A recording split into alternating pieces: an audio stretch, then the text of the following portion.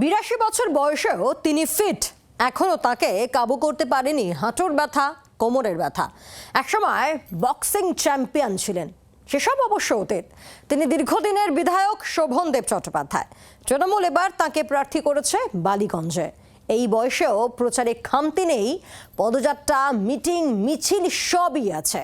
প্রচার টনিক হিসেবে ভোটারদের দেবেন সুস্থ থাকার পরামর্শ।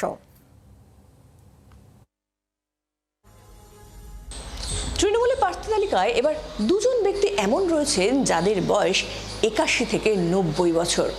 সেরকম দুজন ব্যক্তি লড়ছেন এবার, আর সেই দুজনের মধ্যে একজনের বাড়িতে এই মুহূর্তে আমরা। শোভনদা, আসছি।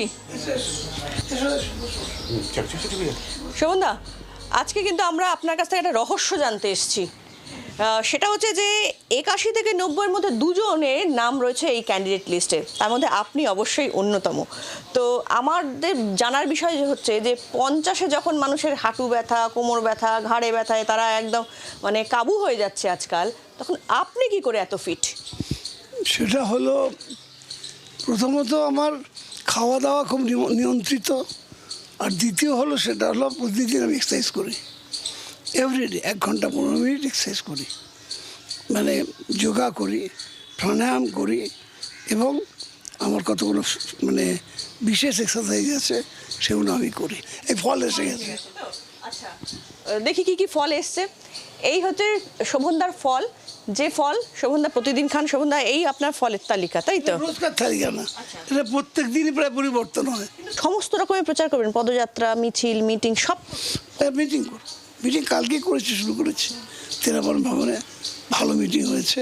ওখান থেকে চলে গেছি ইফতার পার্টিতে, ওখানে সমস্ত পার্টি কর্মীদের সঙ্গে ইন্টারাকশন করেছি, সমস্ত পার্টি কর্মীদের সঙ্গে। এলাকার যারা আপনার ভোটার, তাদেরকেও কি সেই বিষয়টা জানাবেন যে সুস্থ থাকাটা জরুরি? অবশ্যই জানাবো, অবশ্যই জানাবো। আর আমার যে বায়োডাটা আমি মানুষের কাছে প্লেস করবো, ধরো আমি দীর্ঘদিন বক্সিং করেছি, তুমি জানো, আমি ভারতীয় দলের অধিনায়ক ছিলাম। কামনা করি আপনি সুস্থ থাকুন, আপনি আপনার যে প্রচার শিডিউল, সেই প্রচার শিডিউল মেনে আপনি শিডিউল করুন। আর একেবারে এমন একজন ক্যান্ডিডেট যিনি শুধুমাত্র তাকে ভোট দেওয়ার কথা কিন্তু এবারে নির্বাচনে বলবেন না, প্রত্যেক মানুষকে সুস্থ থাকার রহস্য। তার ৮০-র ওপরে বয়স, কিন্তু তাও তিনি কিভাবে সুস্থ থাকছেন আর অন্যেরাও কিভাবে সুস্থ থাকতে পারেন তার প্রচারে সেই বার্তাও থাকবে। জি ২৪ ঘন্টার জন্য ক্যামেরায় ফেলিক্সের সঙ্গে শ্রেয়সী, কলকাতা।